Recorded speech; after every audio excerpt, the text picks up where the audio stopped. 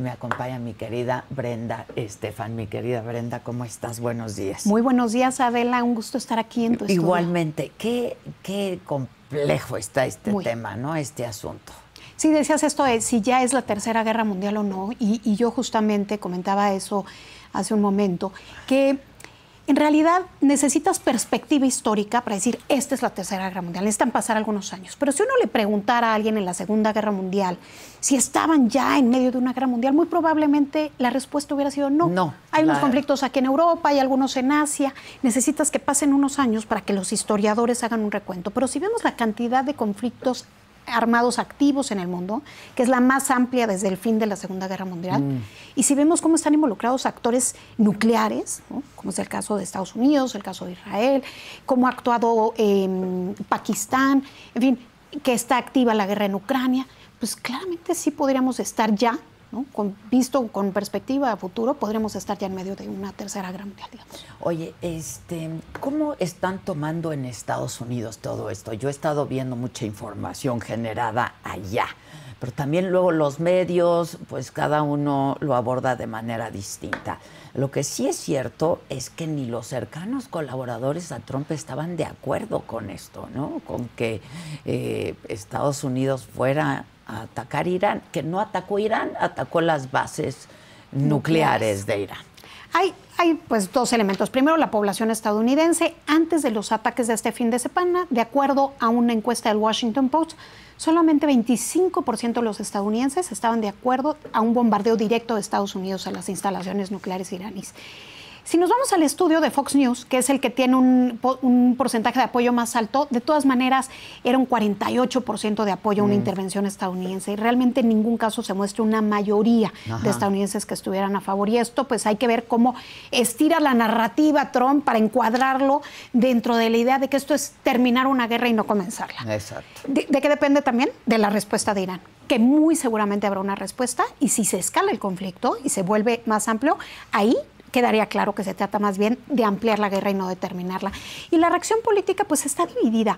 Por un lado están los demócratas que, como era previsible, han dicho que no se tomó en cuenta al Congreso, que se hizo al margen de la ley, que este es un ataque anticonstitucional. Está por ahí el representante Thomas Massie, que fue muy atacado por Trump ayer en un tuit, de plano lo hizo pedazos, dijo, usted es insignificante, no lo queremos en el trumpismo, etcétera, porque él ha insistido en que esto es no constitucional. Y está, por ejemplo, tenemos a los republicanos de cepa, digamos, el establishment republicano, que están a favor de lo que sucedió el fin de semana. Pero muchos otros republicanos no. No, que son, digamos, los más MAGA, ¿no? El republicano del establishment, como Ted Cruz, como el mismo Marco Rubio, el secretario de Estado. Ted Cruz, que no sabía cuál era la población de Irán cuando le preguntó Tucker Carlson, ¿no? Pero quiere que se bombardee. Pero no tenía idea, ¿eh? No tenía ni idea. No tenía ni idea. Ted Cruz, Marco Rubio,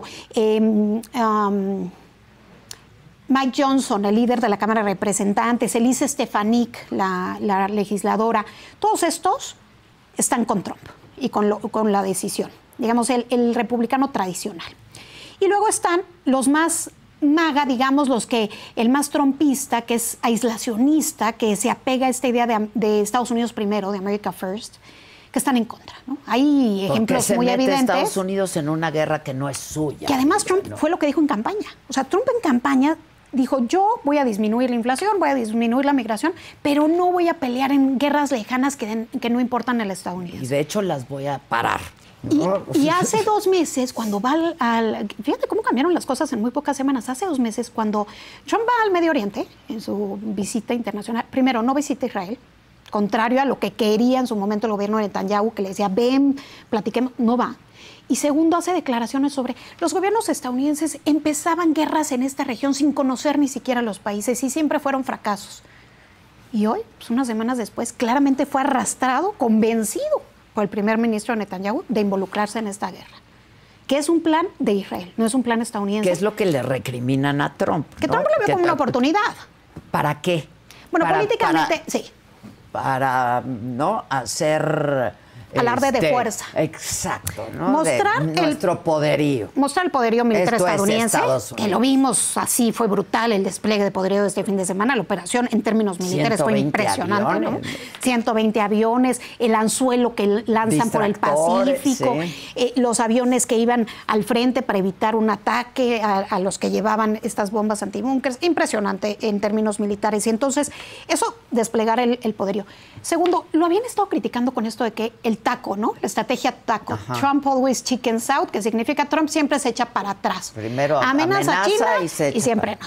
Que voy a poner aranceles, que siempre no. Y entonces lo estaban timando o lo estaban tildando de timorato en la prensa. Se lo y preguntaron en una conferencia de prensa a una reportera y se molestó. Él dijo que era esto. Sí. Entonces, estaba esto del taco. Fracasos en la agenda exterior, ¿no? Él habló de una paz en Ucrania en 24 horas, evidentemente no tiene idea cuáles son los tiempos de la guerra, ¿no? Y de la diplomacia. Voy a pacificar Medio Oriente. A pacificar Medio Oriente, no sucedió. Entonces, no le ha ido bien, no ha logrado contener la inflación.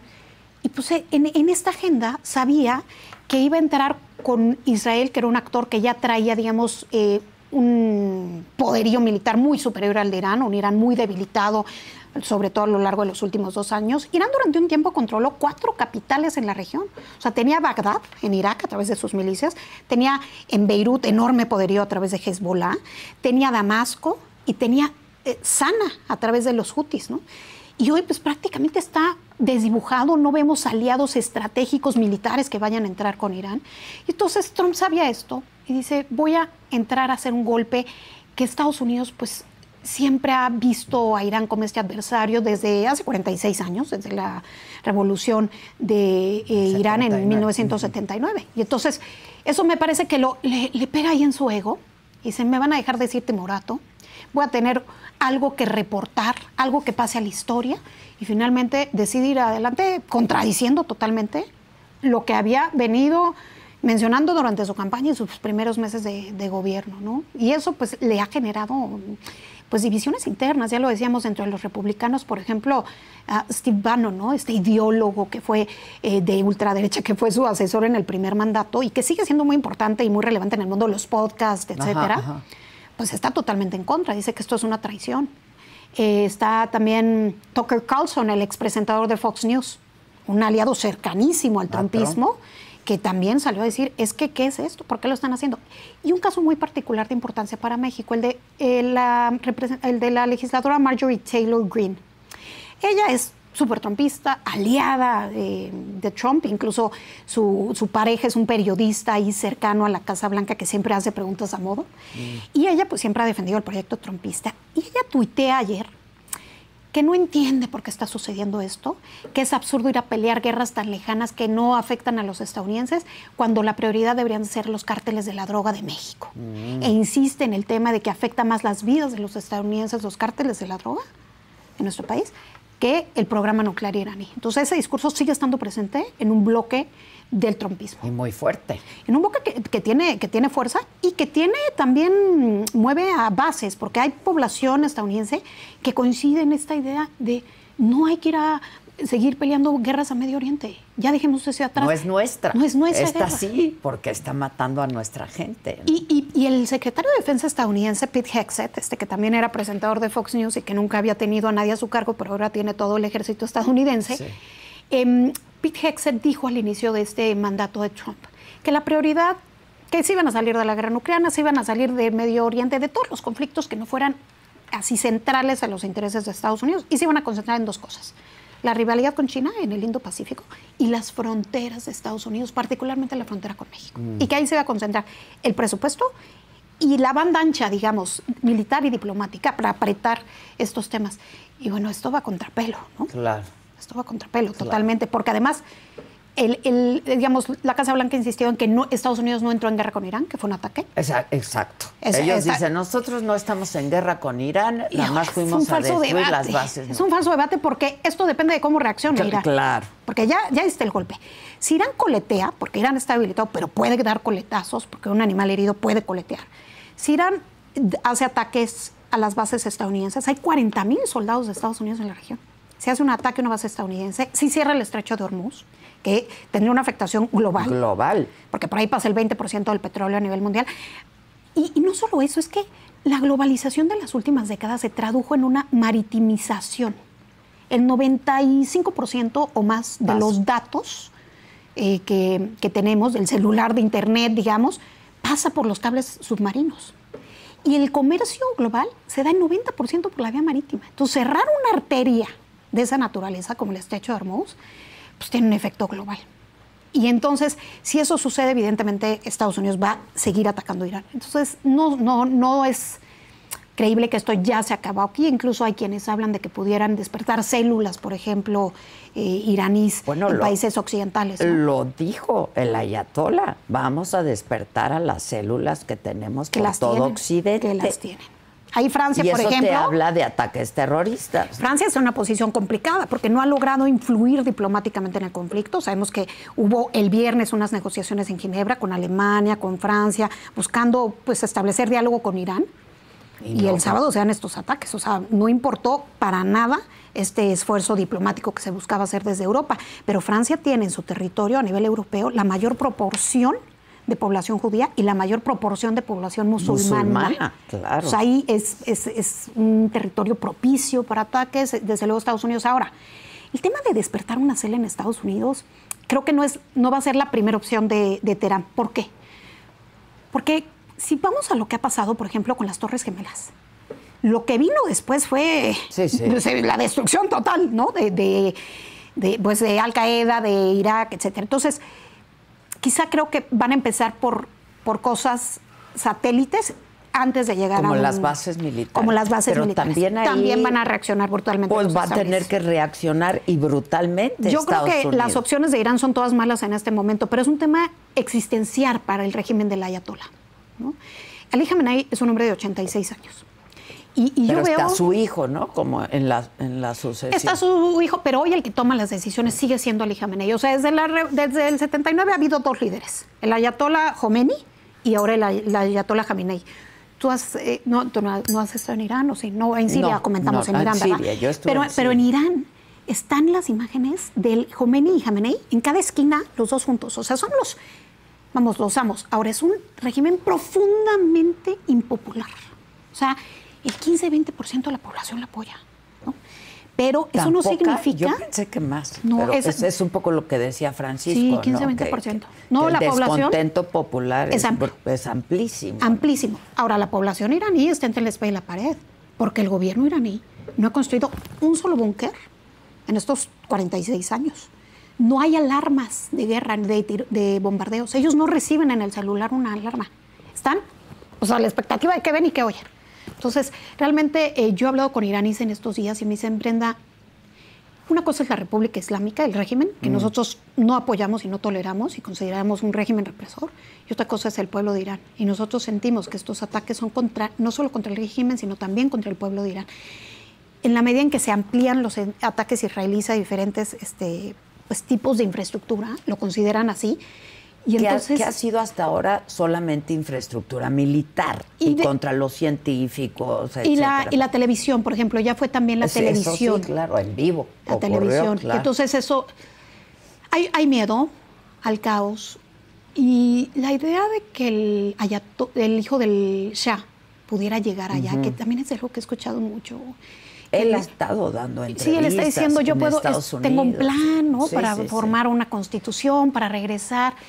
Yo lo veo poco probable. Es más, podría suceder brevemente y después fracasar, porque la población iraní lo ve como, primero tienen la memoria del padre, que lo vieron como un dictador. De hecho, cuando la revolución de Irán, mucha gente salió a las calles pensando en tirar a él, sin saber que se venía algo peor. Que se venía algo peor. Se venía algo peor. Pero había un odio, sobre todo la gente de mayor edad no lo quiere. Y segundo, se ve como una acción injerencista, totalmente venida del extranjero. Como impuesto. Irán no quiere Estados Unidos, evidentemente. Independientemente de que no quiera su régimen, no va a querer a alguien impuesto por Estados Unidos. Ahora, lo que es muy impresionante, sí, y lo comentábamos con Francisco, el ataque fue como de película, ¿no? Impactante. Pero además la secrecía con la que se hizo. Dicen periodistas que generalmente están cubriendo Pentágono, Casa Blanca, etcétera, que no se filtró absolutamente nada Nada. Y Trump había dicho que se iba a tomar 2 semanas para tomar esta decisión, y eso destanteó un poco. Claro, dijeron, pues dentro de 2 semanas. Dicen y se tomó que 2 días. Lo decidió el sábado, ¿eh? Se tomó 2 días. Hoy estaba leyendo un artículo en el Wall Street Journal que decía que lo decidió que le dijo el secretario de la Defensa, la decisión tiene que ser ya, ¿es sí o es no? Y que dijo sí. Claramente lo convenció también Netanyahu, y yo creo que ahí es el amo del juego del Medio Oriente hoy es Netanyahu. No necesariamente por mucho tiempo. No necesariamente por mucho tiempo, porque, vimos a Pakistán ayer condenando los ataques y vimos protestas masivas en las calles de Karachi, que es la ciudad más grande dentro de Pakistán, que es un país con el arma nuclear, y con consignas similares a las que hemos visto antes en Irán, con letreros de muerte a Estados Unidos, muerte a Israel. Entonces, el problema no se acaba por la fuerza. La fuerza no puede ser nunca un fin. Y creo que el problema de Netanyahu, eternamente, y en casa es muy patente, es no tener perspectivas políticas. ¿Qué sigue el día después? O sea, ¿cuáles son los objetivos políticos? Porque la fuerza no puede ser un fin. Entonces creo que mientras no haya perspectivas políticas se complica pues que se logre la estabilidad y la paz. Y claramente pues vemos a un Irán muy solo, ¿no? O sea, China y Rusia han sido muy tímidos en su defensa. O sea, lo han condenado, pero no han hecho nada. Hasta ¿no? ahí. Corea y no del Norte. No parece que vayan a hacer, ¿no? A pesar de que Irán apoyó a Rusia en los ataques contra Ucrania al principio de la guerra con drones, hoy Moscú está siendo muy tímido. Hoy está el ministro de Relaciones Exteriores iraní en Moscú, pero no se ve que vaya a recibir un apoyo militar. Una rueda de prensa. Una rueda de prensa muy interesante también, donde, o sea, Putin dijo, estamos con ustedes como lo hemos venido haciendo, pero no dijo nada más, ¿no? Así es. Y China llama a desescalar, porque también hay intereses chinos ahí. O sea, el 95% del petróleo iraní, que es el 3.3% del petróleo que se comercia a nivel global, lo compra China, el 95%. Entonces, claro que hay afectación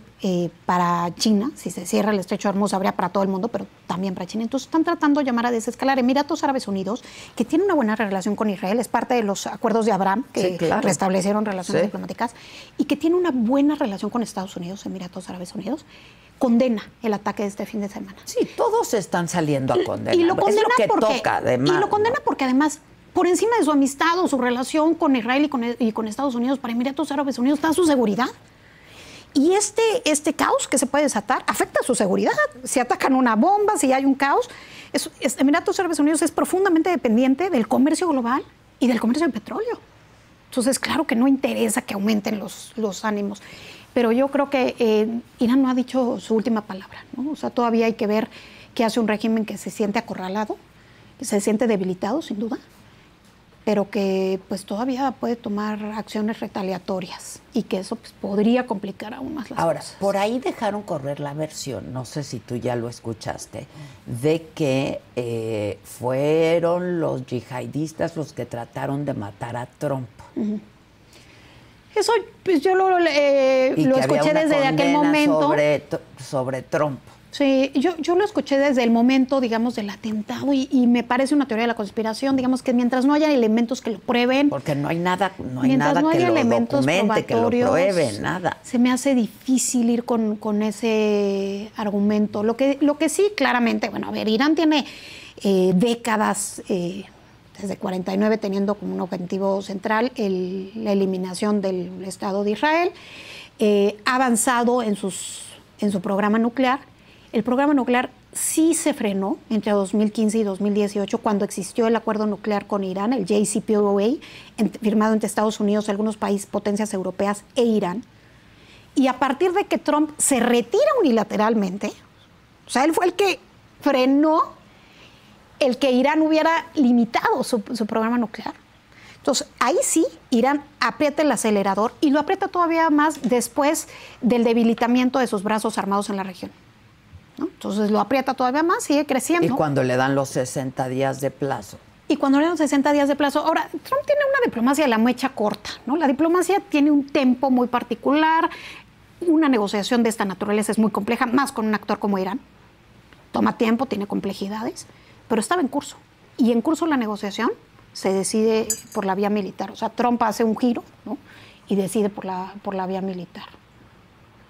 Yo creo que, desgraciadamente, esto no es un fenómeno aislado. Lo que estamos viendo a nivel global es la violación sistemática del derecho internacional. Estamos viendo un mundo que pasó de ser unilateral y con reglas. Sí, reglas a modo de Occidente. Pero reglas. Pero reglas, que se trataba por lo menos de fachada, de cumplir, pero que hoy en distintas latitudes pues no se están cumpliendo, se están violando sistemáticamente, y de un supuesto multilateralismo que habría de ser más justo, pero que en realidad está trayendo más caos y más guerras, porque justamente pues la norma ha sido reemplazada por la fuerza, y cada quien en su vecindario quiere imponer su voluntad con la fuerza que tiene. Y esto le puede dar muchas ideas a muchos países en diferentes latitudes, sí, claro, que puede complicar las cosas. Ahí hay foquitos amarillos latentes en los Balcanes, en Corea del Norte con Corea del Sur, en Taiwán, bueno, incluso aquí entre Brasil y Venezuela con el tema del Esequibo. Entonces, desgraciadamente no parece que hayamos aprendido mucho del siglo pasado. Oye, y las instituciones pues han quedado totalmente rezagadas. Me están diciendo aquí en el chat que en Threads ya hay un pronunciamiento de Putin regañando a Trump.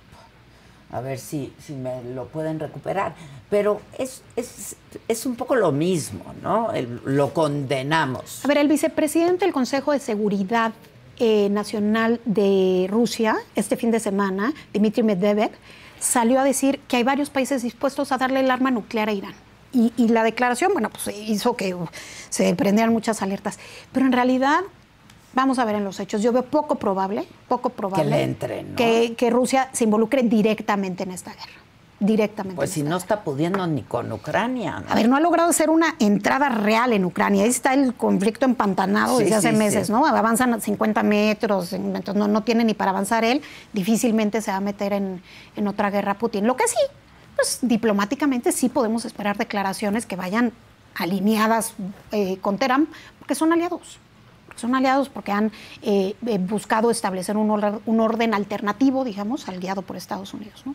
Pero sí, retomando el tema del caos, desgraciadamente vamos hacia allá y vemos que quienes están a la cabeza de los distintos actores son no necesariamente factores de paz, sino más bien factores de inestabilidad y de caos, ¿no? Que lo mismo pasa con Netanyahu, lo mismo con Trump, lo mismo con el Ayatollah. Claro. O sea, no hay a quien defender, ¿no? Realmente, pues, claramente ha habido violación al derecho internacional por todas las partes, y eso, pues, desgraciadamente nos lleva a un mundo más complicado, Adela.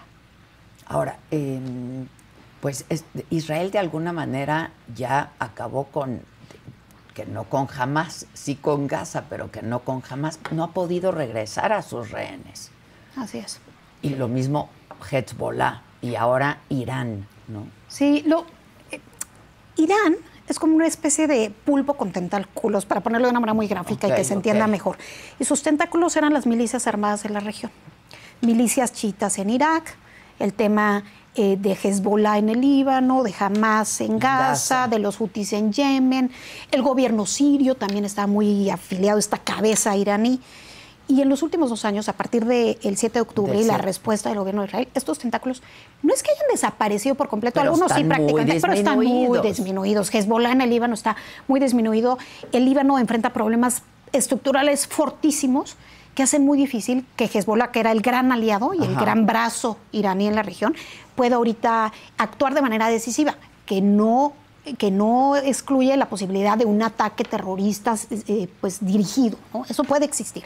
Pero un ataque mayúsculo de Hezbollah contra Israel, pues no. Y sin embargo, como bien señalabas, o sea, Israel no ha logrado erradicar a Hamás. Lo vimos en la entrega de rehenes. Ahí están. Porque el objetivo de erradicar a Hamás es un objetivo muy complejo. Se trata de un monstruo de 1000 cabezas, porque de fondo lo que hay es una ideología. Sí, claro. No es nada más una organización. Y estas guerras alimentan la ideología. Es muerte a Israel.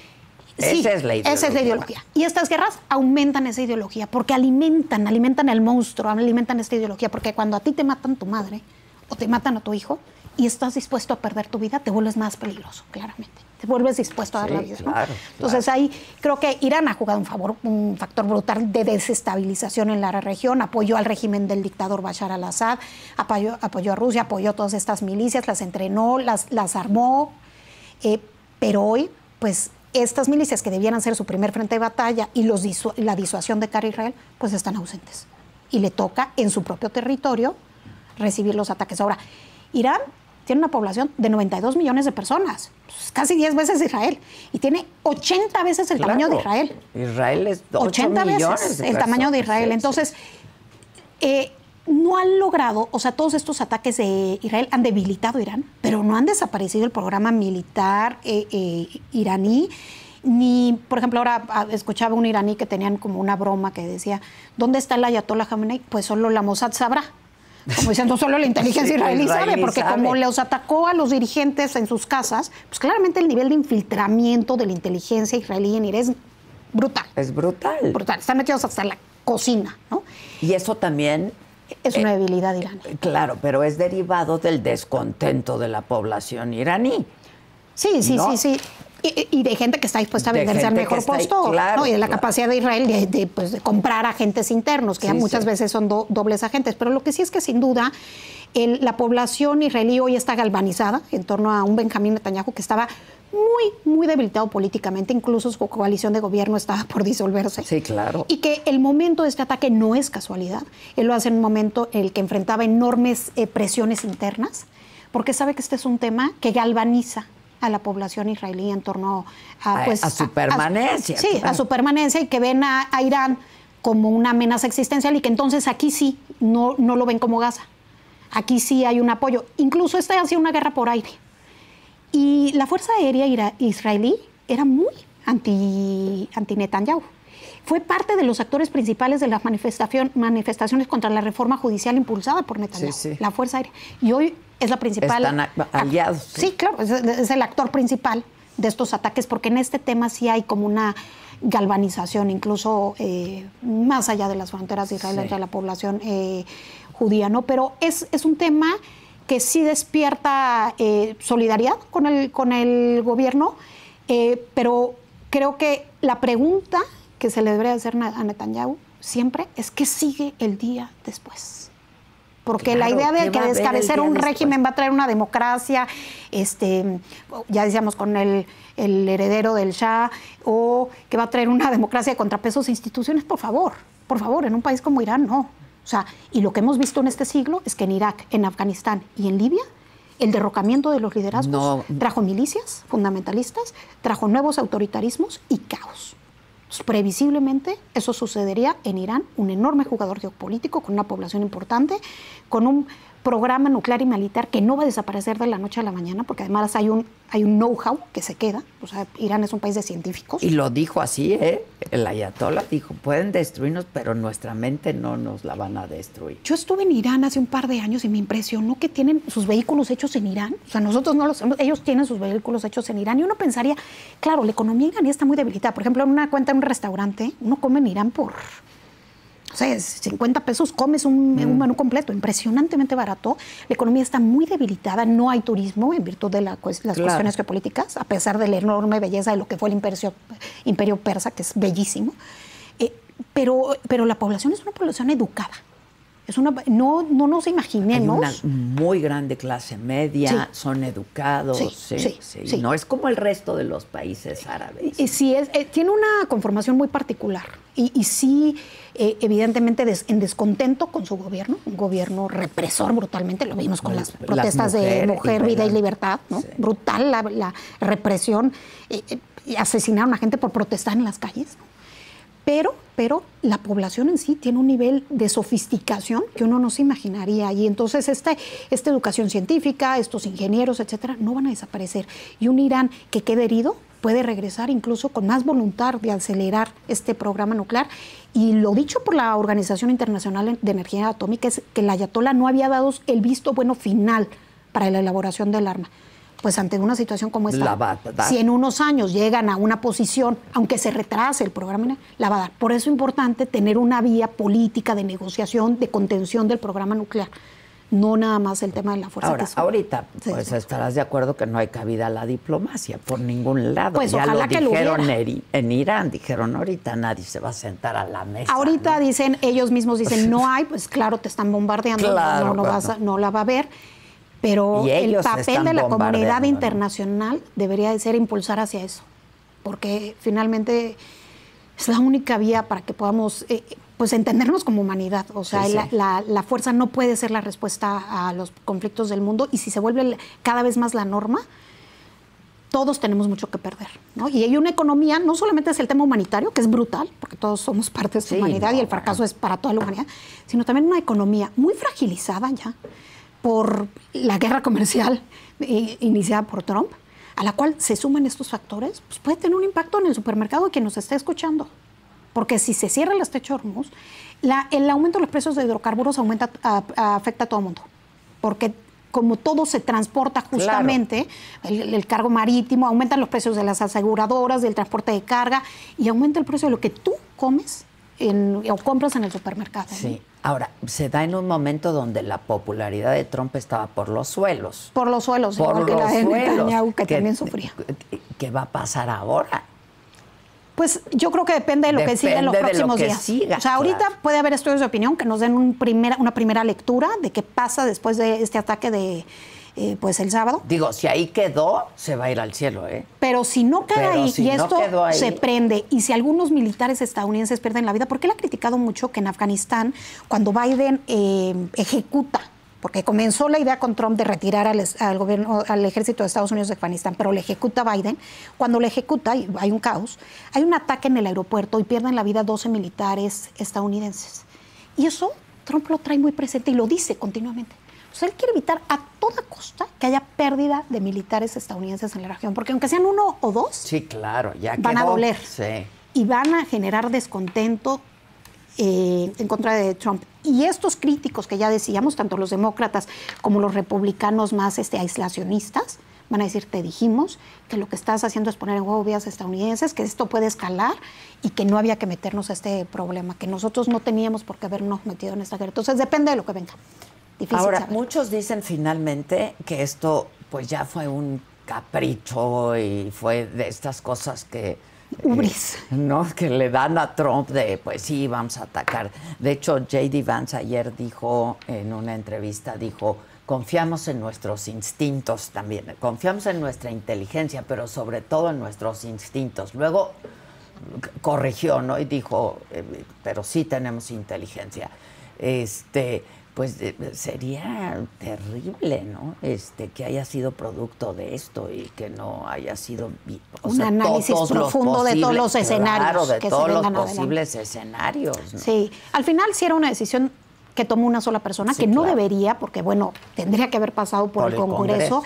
El argumento, por ejemplo, de Mike Johnson es la amenaza era tan inminente que no daba tiempo a pasarlo por el Congreso. En realidad no parece que haya sido el caso. Sorpresa y etcétera, etcétera. Pero incluso hay quienes dicen que esto es motivo de destitución y que lo van a impulsar, etcétera. No les van a dar los números porque el Congreso lo mantienen los republicanos, pero puede haber que unos republicanos empiecen, quizá no a buscar la destitución, pero sí criticar este actor, sobre todo dependiendo de lo que venga más adelante. Y yo no tengo la menor duda que sí fue para Trump un tema de una decisión instintiva, de cómo sintió la relación en su momento con Netanyahu, de cómo estaban sus números a nivel nacional, sí, claro, de dejar un legado que él considere y es sea parte histórico. del Make America Great Again, ¿no? Estos somos nosotros y esto es nuestro poderío y así hacemos las cosas, ¿no? Pero una traición a su propio discurso, pues y una claro, esquizofrenia brutal en unas cuantas semanas de estar, bueno, unos días antes, unas semanas antes había dicho que estaba a punto de firmar Irán con ellos, sí, que estaban sí, avanzadísimos,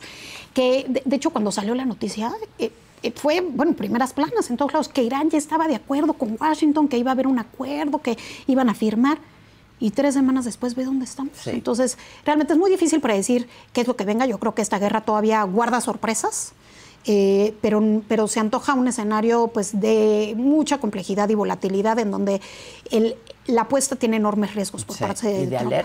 alerta máxima. Alerta máxima en diferentes latitudes, ¿no? Sí. No solamente en Estados Unidos o en Israel, en Europa, en Medio Oriente, en Europa, etcétera, por todo lo que esto se puede desbordar y traer implicaciones mayúsculas. Y una Europa que pues no ha logrado estar presente en la negociación. Vimos cómo el canciller Merz hizo una declaración que después fue como muy contenida por Bruselas y tratada de minimizar, donde él dijo, pues Israel está haciendo el trabajo sucio que nosotros quisiéramos, y hay que reconocer y respetar al ejército israelí. Después Francia salió con una visión muy distinta, decir, no, condenamos los ataques, etcétera, pero poner de acuerdo a 27 capitales en un tema como este.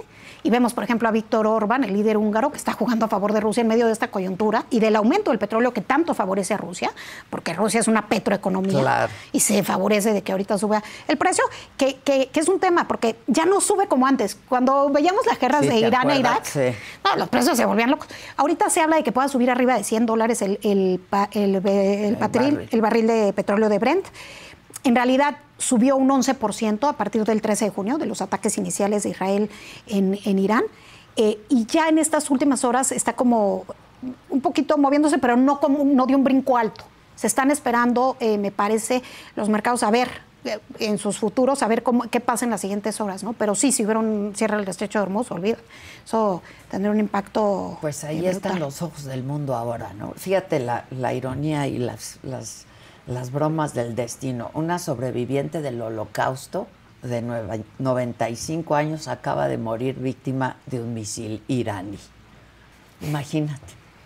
Qué cosas, Qué cosas, ¿no? Sí. Pero bueno, en realidad. Años después. Sí. En realidad es muy lamentable el tema de que haya pérdidas de vidas de civiles, ¿no? Yo creo que en todos lados. Sí, claro. En Irán, en Israel, en donde sea, en Ucrania. Y yo creo que no podemos dejar de ver esa perspectiva de la parte humana, de la gente que pierde un ser amado en una guerra, que es tremendo, ¿no? Terrible. Imagínate el dolor. Independientemente de la nacionalidad, el credo, la ubicación, el dolor que implica la muerte de alguien en condiciones como estas, ¿no? Y estamos en medio del caos. Vamos a ver qué pasa en las próximas horas. A la 1 está prevista, ¿no? La conferencia de prensa de Trump. Sí, van a ser días y semanas muy intensas en términos mediáticos. Sí. Y como militares. Siempre, gracias, mi querida Brenda. Gracias a ti por la invitación. Te veo pronto. Muchas gracias. Siguiendo con este tema, los ataques a estas bases nucleares en Irán fueron perpetrados, como hemos venido diciendo, por estos aviones B-2 Spirit capaces de cargar más de 18 toneladas de armamento, incluidas las llamadas estas bombas antibúnker. Por su diseño y vuelo silencioso, estas aeronaves se han ganado el apodo de El Fantasma. Y la nota es de Daniel Ibáñez.